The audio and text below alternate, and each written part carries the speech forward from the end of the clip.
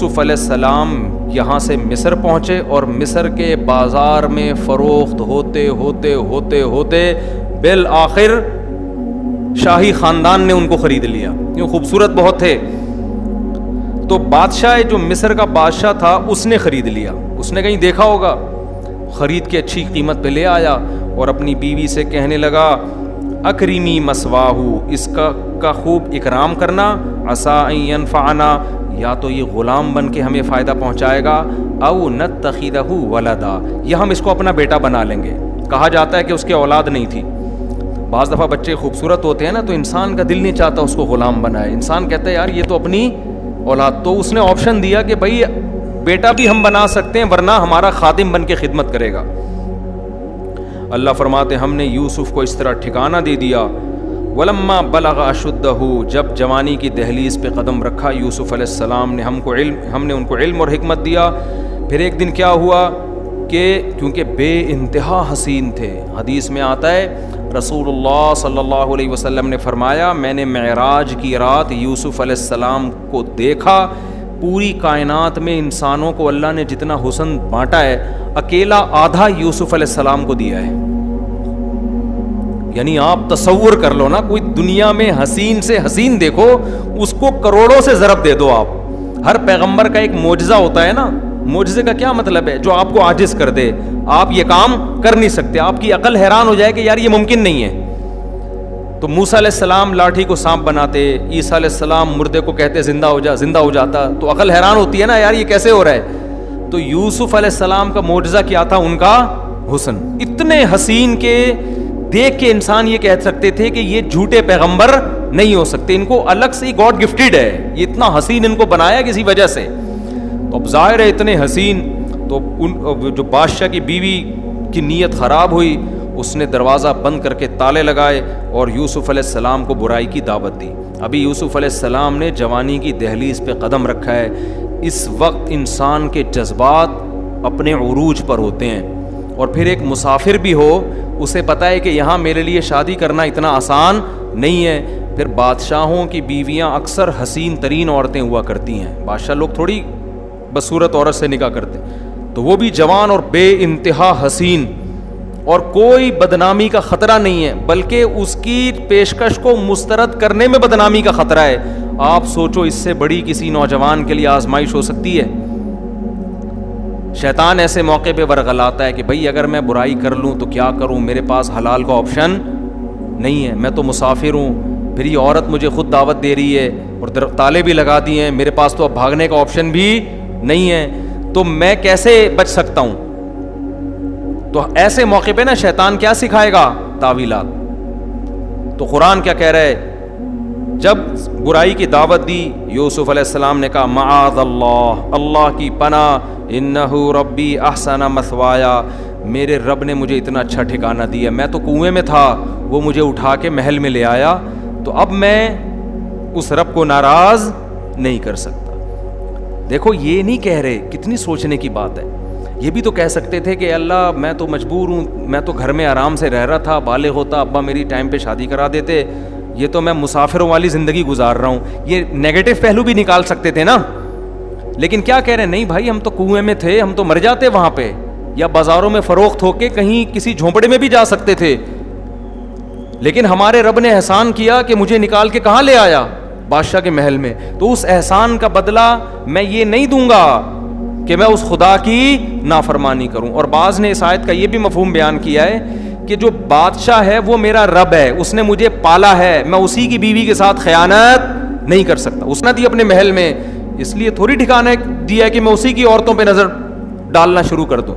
آج یہ بھی ہوتا ہے کہ لوگ آستین کا سانپ بن کے، ایک آدمی اعتماد کرتا ہے، آپ کو اپنی وائف سے ملواتا ہے، ٹھیک ہے یہ غلط ہے، بے پردگی کا گناہ ہے، لیکن بعض لوگ اعتماد کرتے ہیں، تو عزت دار آدمی اس کے اعتماد کو ٹھیس پہنچنے نہیں دیتا. وہ کہتا ہے یار یہ دوست مجھ پہ ٹرسٹ کر رہا ہے، اعتماد کر رہا ہے، تو اس کی بیوی کو اپنی بہن سمجھو، بھابھی سمجھو. لیکن میں نے بعض ایسے بدبخت دیکھے ہیں کہ دوست نے اعتماد کیا اور یہ آستین کا سانپ بن کے اسی کی گھر والوں پہ ڈورے ڈالنے لگا. تو یہ زندگی غیرت کی طرح گزار لو یا بغیرتی کی طرح گزار لو، یہ آپ کے پاس بہترین آپشن ہے. سیکو 5 اپنے پیسوں پہ خرید لو، یا سسر سے لے لو، یا اس کے واش روم سے چوری کر کے پہن لو. اب دیکھو ساری زندگی جب اس نے لیٹرین سے چرا کے پہنی ہوگی, ضمیر کتنا ملامت کرتا ہوگا نا اس کو. اب تک چل رہی ہوگی, C5 تو خراب بھی نہیں ہوتی, 20 سال ہو گئے وہ گھوم رہا ہوگا لے کے, میری گھڑی ہے میری گھڑی ہے. ہر دفعہ اس کو یہ احساس ہوتا ہوگا. اور دیکھو ہماری گھڑی کتنی زبردست, اپنے پیسوں پہ خریدی ہے. اچھا بھائی, وراوتت, قرآن کہتا ہے وَلَقَدْ هَمَّتْ بِهِ وَهَمَّ بِهَا, خیال یوسف کے دل میں بھی آیا. ایسا نہیں ہے کہ یوسف علیہ السلام کے دل میں جذبات پیدا نہیں ہوئے, جذبات ان کے دل میں بھی, کیونکہ جوان تھے. ایک خوبصورت ترین عورت, اور مصر میں تو ویسے ہی حسن بڑا مشہور ہے, خوبصورت ترین عورت ایک ینگ کو بند کمرے میں دعوت دے رہی ہو, کوئی روک ٹوک کرنے والا نہ ہو. قرآن کہہ رہا ہے ان کے دل میں بھی جذبات پیدا ہوئے, لیکن اللہ فرماتے ہیں ہم نے ان کو برائی سے بچا لیا, کیونکہ ہمارے نیک بندے تھے. ارادہ کیا انہوں نے بچنے کا, اللہ نے بچا لیا. اس سے پتہ چلتا ہے کہ برائی کا خیال دل میں آنا یہ برا نہیں ہے, یہ آپ کے اختیار سے باہر ہے. بعض دفعہ لوگ کہتے ہیں یار اب جب کوئی ہم عورتیں گزرتی ہیں, نوجوان کہہ رہے ہیں میرا بڑا دیکھنے کا دل کر رہا ہوتا ہے, تو یہ دیکھنے کا دل کرنا تو آپ کے آدمی ہونے کی علامت. جن کا دل ہی نہیں کرتا ان کو ہماری شادیوں کے بیانات بالکل فضول لگتے ہیں, کہتے پتہ نہیں کس قسم کی باتیں کر رہے ہیں مولوی صاحب بیٹھ کے. یہ تو انہی لوگوں کے لیے جن کا دل کرتا ہے. تو یہ جوان ہونے کی علامت ہے, صحت مند ہونے کی علامت ہے. دل 100 بار کرے لیکن نظر وہاں اٹھے گی جہاں اللہ اجازت دے گا, یہ کامل آدمی ہونے کی علامت ہے. دل ہی کرنا بند کر دے تو یہ میڈیکلی فالٹ ہونے کی علامت ہے. تو یوسف علیہ السلام کے دل میں بھی, اور پیغمبر تو زیادہ طاقتور ہوتے ہیں, بھرپور جذبات تھے, مگر قرآن کہہ رہا ہے انہوں نے فرمایا معاذ اللہ, اللہ کی پناہ. حدیث میں آتا ہے جس نوجوان کو خوبصورت حسین عورت زنا کی دعوت دے اور وہ یہ کہہ دے مجھے اللہ کا خوف ہے, اللہ قیامت کے دن کروڑوں اربوں انسانوں میں سے اس کو لائے گا اور اپنے عرش کے سائے میں پروٹوکول دے گا, اس کو جگہ دے گا. یہ بہت بڑی نیکی ہے کہ آپ کو کوئی عورت خود گناہ کی دعوت دے اور آپ اس گناہ سے بچ جائیں. آج کل تو فیشن بن گیا ہے زنا کرنا. تو قرآن کہتا ہے وَاسْتَبَقَ الْبَابَ, دونوں دروازے کی طرف بھاگے. یوسف علیہ السلام برائی سے بچنے کے لیے آگے بھاگ رہے ہیں, وہ پیچھے کی طرف, اور بالآخر اس نے جب یوسف علیہ السلام کا کرتا پکڑا ہے تو وہ پیچھے سے پھٹ گیا. اچانک دروازہ کھل گیا, جب دھاڑم دھاڑم ہوئی ہے تو وہ بادشاہ سلامت تشریف لے آئے. اب جیسے ہی دروازہ دھکا دے کے کھلا ہوگا یا لات مار کے توڑا ہوگا اس نے, جو بھی کیا ہوگا, تو دونوں سامنے کھڑے ہوئے ہیں. یوسف علیہ السلام بیچارے ابھی کچھ بولے ہی نہیں ہیں کہ زلیخا جس کا نام کہا جاتا ہے وہ کیا بولنے لگی. یہ نہیں کہہ رہی ہے یہ مجرم ہے, میں صاف ستھری ہوں, میں پاک دامن ہوں, تمہارے گھر میں جو غلام ہے اس نے مجھ پہ نظریں ڈالی ہیں, یہ نہیں کہہ رہی. ہوشیاری دیکھو, کہہ رہی ہے ما جزاء من اراد باہلک سوءا. بادشاہ سلامت, ایکسکیوز می سر, ایک بات سنیے, آپ مجھے صرف یہ بتائیے کہ ایک آدمی کو آپ نے گھر میں رکھا, اس کو اچھا ٹھکانہ دیا, اور وہ آپ ہی کی بیوی پہ نظریں ڈالنے لگے, دروازے بند کر کے کنڈیاں لگا کے, اس کی سزا بتائیں کیا ہونی چاہیے. ڈیڑھ ہوشیاری دیکھ رہے ہیں, نہیں سمجھ میں آ رہا. میں اس لیے اتنا ڈیٹیل بیان کر رہا ہوں کہ یہ تمام ڈیڑھ ہوشیاریاں آج ہو رہی ہیں اور لوگ ان ڈیڑھ ہوشیاریوں سے متاثر ہوتے ہیں. میڈیا پہ چل ہی یہی رہا ہے ٹوٹلی, سمجھتے ہو. جو 2 نمبر آدمی ہوتا ہے نا وہ پینڈوانہ طریقے سے الزام نہیں لگاتا, وہ بڑے ٹیکنیکل طریقے سے لگاتا ہے کہ اس پہ تو بحث ہی نہیں کرنی ہے کہ صحیح کون ہے غلط کون ہے. غلط تو یہ ہے ہی, میں تو ہوں ہی نہیں, میں تو پاک دامن ہوں, سزا بتائیں کیا ہونی چاہیے. سمجھ میں آ رہی ہے بات. جو بیچارے پاک دامن تھے وہ چپ کھڑے ہوئے, بولنا تو ان کو پہلے چاہیے تھا, اور بول یہ پہلے رہی ہے. کیا کہہ رہی ہے, بادشاہ سلامت میرے ہسبینڈ میرے سر کے تاج, یہ بتائیے کہ جو بندہ آپ کے گھر میں رہ کر آپ کی بیوی پہ غلط نظریں ڈالے اس کی سزا بتائیں کیا ہونی, کتنے سال قید با مشقت ہونی چاہیے. اب جب الٹا اس نے ایسا الزام لگا دیا, یوسف علیہ السلام نے فرمایا ہی راودتنی عن نفسی, بھائی اس نے مجھے ورغلانے کی کوشش کی ہے, اس نے مجھے یہ سب پروگرام اس کا بنایا ہوا ہے. اب بادشاہ حیران مکھنچو کی طرح نا کھڑا ہوا دیکھ رہا ہے کہ یار یہ ہو گیا رہا ہے. تو قرآن کہہ رہا ہے ایک بچے نے جو بادشاہی کے خاندان میں تھا وہ بڑا ہوشیار تھا, تو اس نے کہا کہ بھائی دیکھ لو کہ اگر کرتا پیچھے سے پھٹا ہوا ہے تو یہ اس کی علامت ہے کہ یوسف سچے ہیں, وہ آگے بھاگ رہے تھے اور یہ پیچھے, اور اگر کرتا آگے سے پھٹا ہوا ہے تو اس کا مطلب یوسف غلط ہیں. جب دیکھا تو کرتا پیچھے سے چر گیا تھا, وہ پھٹ گیا تھا. بادشاہ نے کہا کہ یہ ڈیڑھ ہوشیاری کس کی ہے؟ میری بیوی کی. یہ ہو نہیں سکتا نا کہ وہ آگے بھاگ رہے ہوں, یہ پیچھے ہو اور کرتا آگے سے پھٹ جائے. یہ پاسبل ہے؟ تو ممکن ہی نہیں ہے. تبھی کہتے ہیں نا چور ہمیشہ اپنے جرم پہ کوئی نہ کوئی ثبوت چھوڑتا ہے. ہمارے محلے میں ایک آدمی نے چوری کی, لڑکے نے کسی جنرل اسٹور میں چھت سے ٹاپ کے آیا اور مال اٹھا کے لے گیا, اور بڑے آرام سے گھوم رہا ہے. اگلے دن نا ویسے شیمپو وہ لگا کے پورا پرفیوم پتہ ہی نہیں چل سکتا تھا. پولیس نے انکوائری کی, پکڑا گیا. پولیس نے بولا یہی ہے. اب حیران کہ یار یہ پولیس کو پتہ کیسے چل گیا؟ پتہ چلا کہ وہ بھاگتے ہوئے نا ایک بٹن اس کا اٹک گیا تھا وہاں. بٹن سے پولیس نے پہچانا ہے کہ وہی شرٹ پہ وہی بٹن لگا ہوا ہے, ایک بٹن کیا ہے غائب تھا اس کا. سمجھ رہے ہو؟ چور کو یہ نہیں پتا چلا کہ میرا بٹن کیا ہے, پولیس نے اس بٹن سے بندہ نکالا ہے. پولیس اگر کرنے پہ آ جائے نا تو بہت کچھ کر سکتی ہے, نہیں کرنے پہ آئے تو پھر دوسری شادی بھی نہیں کر سکتی وہ. اچھا, تو قرآن کہتا ہے آج اس کو ہم 2 دن میں ڈیوائڈ کر دیں گے, آج پوری ختم نہیں ہو سکتی.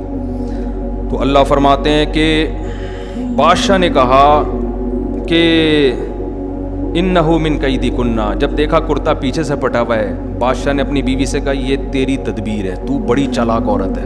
اب میاں بیوی کا پھڈا اسٹارٹ, اور کہنے لگا ان کیدکنا عظیم, یہ صرف تیری چالاکی نہیں ہے, تم عورتیں ہوتی ہی بڑی چالاک ہو.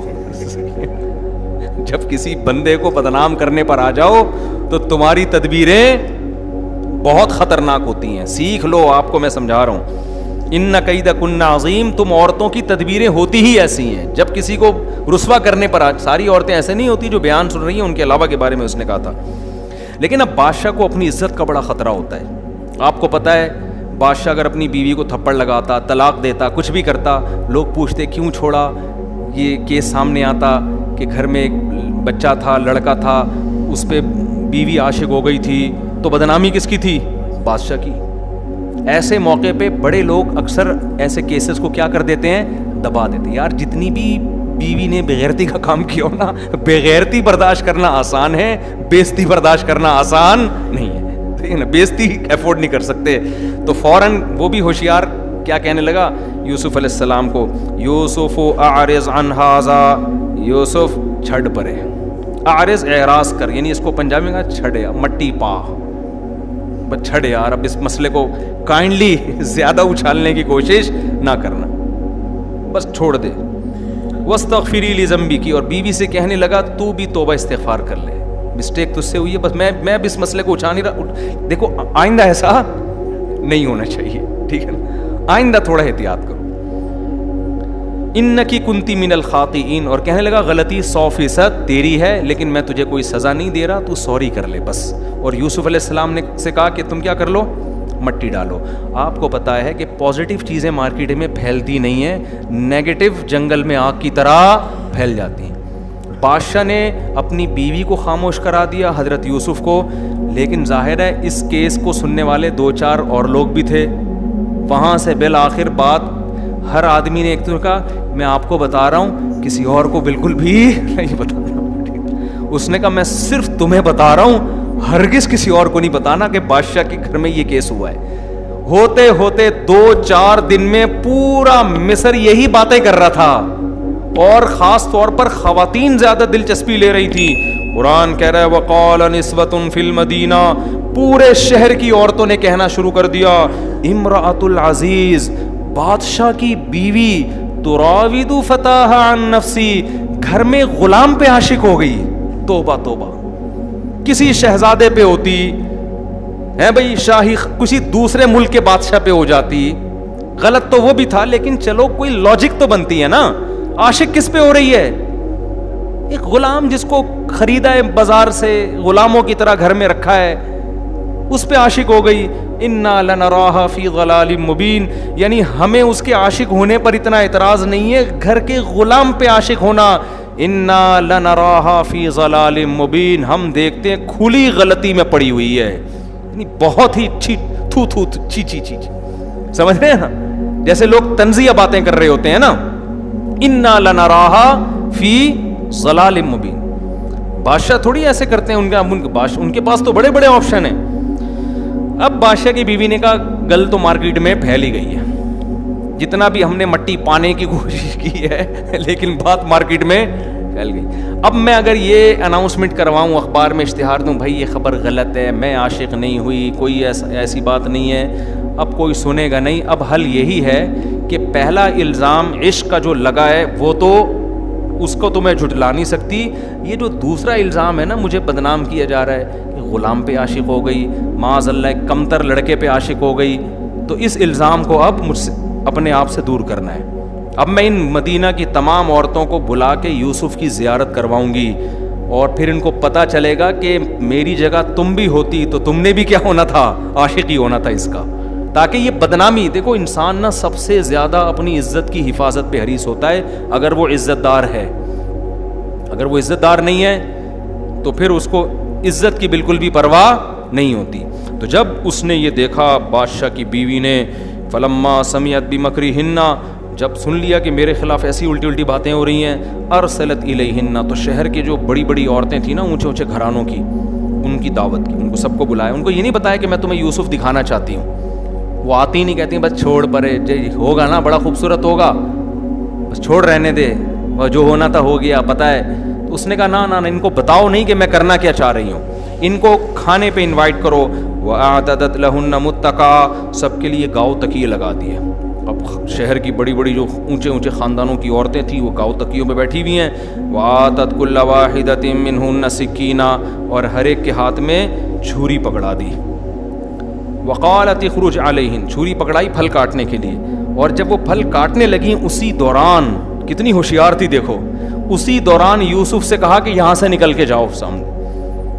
دیکھو یہ بھی ایک طریقہ ہے نا, اس کے علاوہ بھی تو کسی اور موقع پہ کہا جا سکتا تھا کہ چلی جاؤ, یعنی چلے جاؤ. اس کو پتا تھا زلیخا کو کہ جب پھل کاٹتے کاٹتے یہ یوسف کو دیکھیں گے, یہ اتنے مبہوت ہوں گے, یہ عورتیں اتنی حیران ہو جائیں گی ان کے حسن کو دیکھ کر کہ یہ پھل میں اور انگلیوں میں فرق نہیں کر سکیں گی. تو یہ معجزہ تھا یا نہیں تھا؟ قرآن کہہ رہا ہے وقالت اخرج علیہن, ہاتھوں میں چھری پکڑا دی, پھل پکڑا دیے, کاٹنا شروع کرو. اور ادھر یوسف سے کہا کہ تم نکل کے یہاں سے جاؤ. فلما رأینہ, قرآن کہتا ہے جب ان عورتوں نے یوسف کو دیکھا, اکبرنہ, بہت عجیب سمجھا, وقطعنا ایدیہن, اور پھلوں کے بجائے اپنے ہاتھوں کو زخمی کر لیا, اور کہنے لگی قلنا حاشا للہ, اللہ کی قسم, ما ھذا بشرا, یہ انسان نہیں ہے, ہم نے کوئی انسان ایسا حسین نہیں دیکھا. ان ھذا الا ملک کریم, یہ کوئی آسمان سے فرشتہ ہے, اور فرشتہ بھی معمولی نہیں, کوئی بڑا معزز فرشتہ ہے جو انسان بن کے زمین پہ نازل ہوا ہے. جب انگلیاں سے ان کے خون بہنا شروع ہوا اور مبہوت ہو گئی, انہوں نے کہا کہ خدا کی قسم یہ انسان نہیں فرشتہ ہے. فوراً کہنے لگی ذالک الذی لمتن, یہ ہے وہ جس کے بارے میں تم ملامت کر رہی تھی مجھے.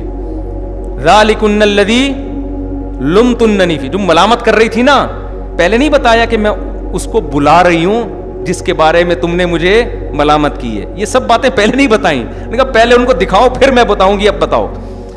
تو قرآن کہتا ہے جیسے ہی ہاتھ کاٹے اور کہا اللہ کی قسم یہ انسان نہیں ہے فرشتہ ہے, قالت, فوراً زلیخا نے کہا ذالکن الذی لمتننی فی, یہ ہے وہ جس کے بارے میں تم کہہ رہی تھی کہ غلام پر عاشق. اور وَلَقَدْ رَاوَدتُّهُ عَن نَفْسِهِ, ہاں اللہ کی قسم میں نے اس کو ورغلایا تھا, میں اس پہ عاشق ہوئی تھی اور میں نے اس کو برائی کی دعوت دی تھی, یعنی میں اقرار کرتی ہوں, اب بتاؤ میں مجرم تھی یا نہیں تھی. اور پھر جب دکھا دیا سب کو تو اب ببانگ دہل اعلان کرنے لگی, اب میری جو محبت ہے, عشق ہے, وہ ایکسپوز ہو چکا ہے, سب کو پتہ چل چکا ہے, عزت ہونی تھی نہیں ہونی تھی پتہ چل گیا. اور اب کیا کہنے لگی, لئن لم یفعل ما آمرہ, اس نے اگر میرے ساتھ میری خواہش پوری نہیں کی جو میں اس کو دعوت دے رہی ہوں, لیسجنن, اس کو جیل کی کوٹری میں ڈال دیا جائے گا, ولیکن من الصاغرین, اور یہ رسوا ہو جائے گا. پہلے زمانے کے جیل آج کے جیلوں کی طرح نہیں ہوتے تھے.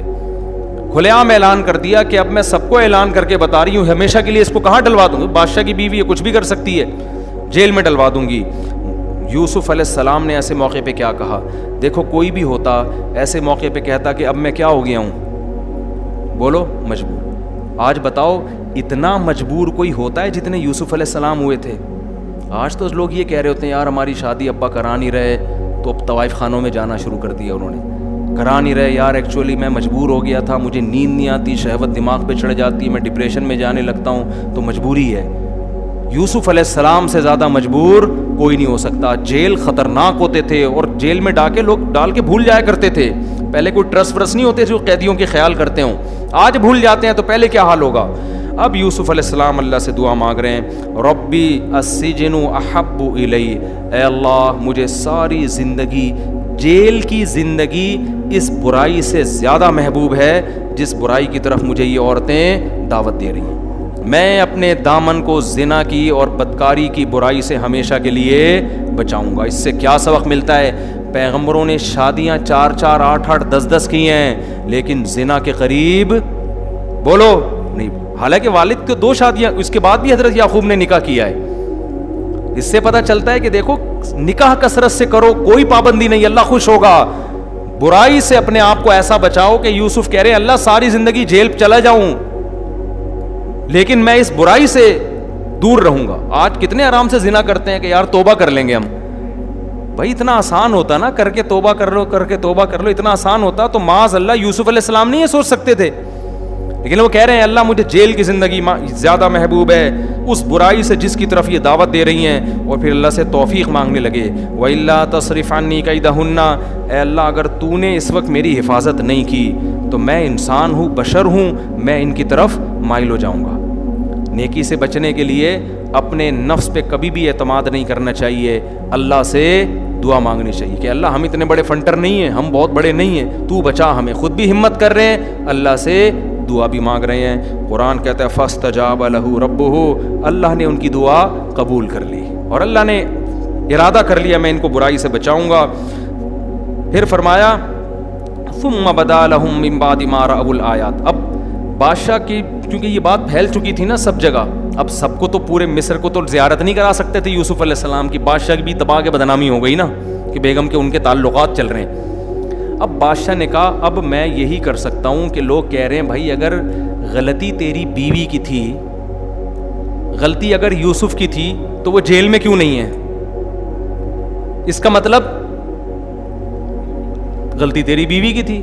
تو بادشاہ نے سوچا اب اپنی بیوی کو بدنامی سے بچانے کے لیے اور اپنے آپ کو بچانے کے لیے ایک ہی آپشن ہے, جھوٹا کیس چلا کے ان کو کہاں کر دو, جیل میں ڈال دو, جیسے ہمارے سیاستدان کر رہے ہوتے ہیں, ٹھیک ہے نا, کیس بنا کے ڈال دو وغیرہ وغیرہ. تو بالآخر بادشاہ نے کیا کیا, اٹھا کے ان کو جیل میں ڈال دیا. اب جیل میں چلے گئے, کتنی بڑی آزمائش, کتنی بڑی آزمائش, جیل میں زندگی گزارنے لگے. وَدَخَلَ مَعَهُ السِّجْنَ فَتَيَانِ. دیکھو عام آدمی کوئی بھی جیل میں جاتا تو اس وقت 20 وسوسے آتے, یار میں برائی کر لیتا, مزے بھی ہو جاتے, جیل سے بھی بچ جاتا. کیسا گناہ سے بچا رہے ہیں. ہمیں سورہ یوسف سے یہ سبق ملتا ہے کہ آخری زور لگائے اپنے آپ کو بے حیائی سے بچانے کے لیے. اور یہ سبق ملتا ہے کہ آپ جب برائی سے بچتے ہیں نا, آپ کے کام بگڑ رہے ہوتے ہیں لیکن حقیقت میں سنور رہے ہوتے ہیں. حقیقت میں اللہ کچھ اور آپ کو بنانا چاہتا ہے. تو وقتی آزمائشوں کی وجہ سے کبھی گناہ کے قریب مت جاؤ. وقتی آزمائشیں اصل نہیں ہوتی. قرآن کہتا ہے العاقبۃ للمتقین, انجام اچھے لوگوں کا ہوگا. انجام کس کا ہے؟ اچھوں کا انجام ہے. بس یہ جلدی